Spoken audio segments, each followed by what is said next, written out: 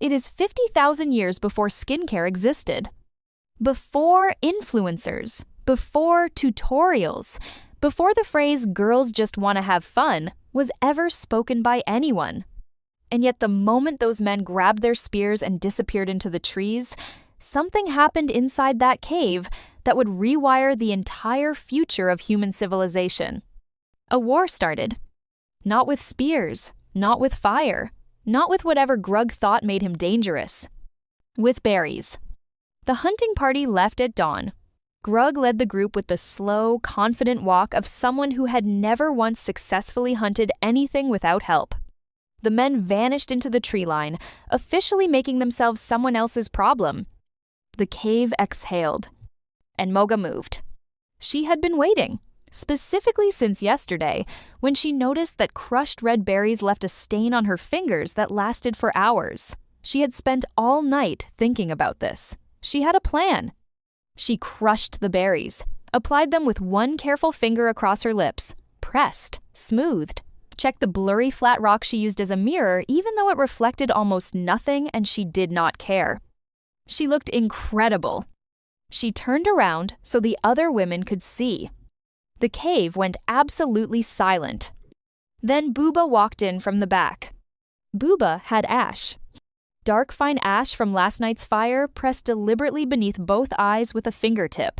Precise. Intentional. Dramatic in a way that suggested Booba had also been awake all night thinking about this and had not mentioned it to anyone. The cave looked at Moga. Then at Booba. Then at Moga again. Moga's smile held. Technically. But something behind her eyes shifted in a way that a psychologist 50,000 years later would have a very long word for. The competition had started.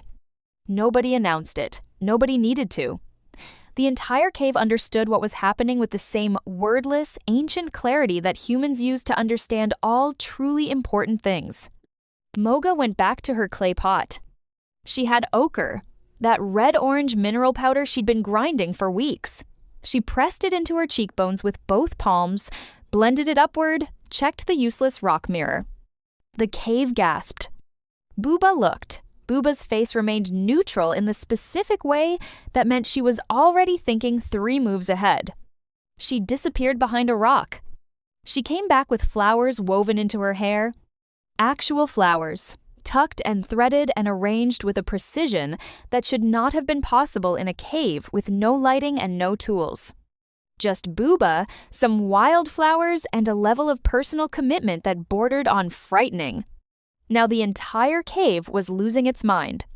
The other women were watching with the focused energy of a crowd that has just realized the game is real.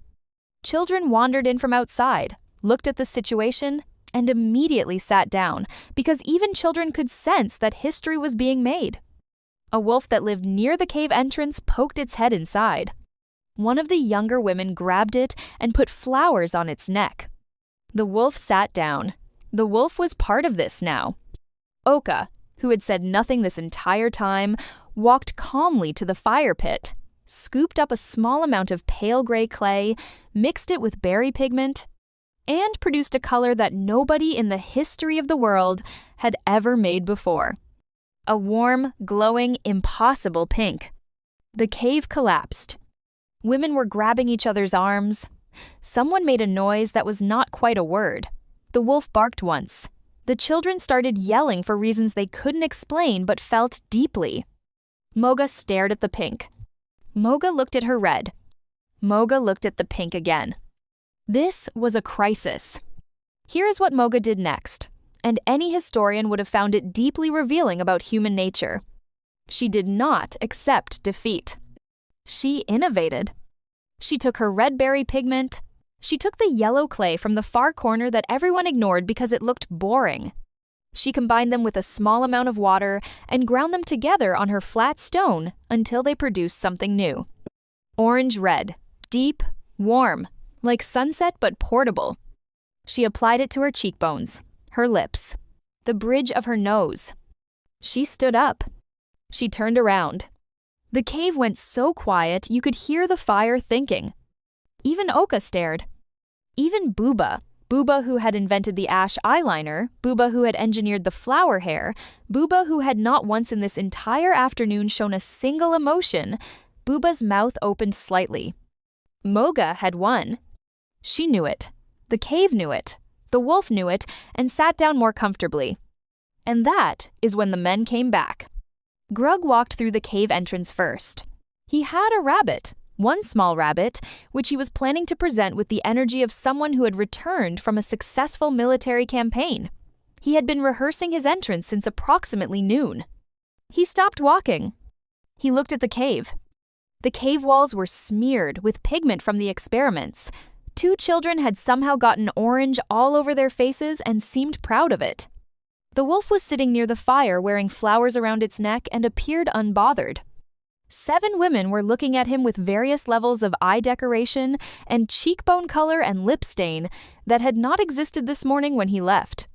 And at the center of all of it stood Moga red-orange lips, warm pigment pressed into her cheekbones, the specific posture of someone who has just won something. Grug lowered the rabbit. Not quickly, slowly, the way confidence leaves a person when it realizes it has arrived in the wrong room. The other men piled in behind him. They all stopped. They all looked at the same thing. The cave had transformed into something none of them had a word for. A world had happened here today. A whole world, without them, that was clearly better than whatever they'd been doing in the forest. One of the men still had a leaf stuck to his forehead from when he'd tripped. He removed it quietly. Nobody spoke for a long moment. Then Grug held up the rabbit again, a smaller gesture this time, more of a question than a statement. Moga looked at him. She looked at the rabbit. She looked at him. She had red-orange lips and perfect ochre cheekbones, and the flat rock mirror had confirmed this 7 times, and she was not going to pretend otherwise. Grug sat down near the fire. The hunting party found their spots around the cave with the quiet energy of people who understood, without words, that something had shifted and they were going to need a moment to process it. 50,000 years later, the berries became lip stain. The ash became eyeliner in 47 shades. The ochre became blush with a brush included. The cave became a bathroom with a lighted mirror and a Bluetooth speaker playing a playlist that only gets used when nobody else is home. The wolf is gone. But the energy of the wolf who sat down voluntarily and participated, that energy became every pet that has ever waited patiently outside a bathroom door while something important happened inside. The competition is still running. The cave is still full. The men still come home to something they don't fully understand. And somewhere in the ancient part of your brain that still runs on cave software, Moga is pressing orange-red pigment into her cheekbones and checking a blurry rock and deciding correctly, finally, without question, that she looks absolutely incredible and that she won.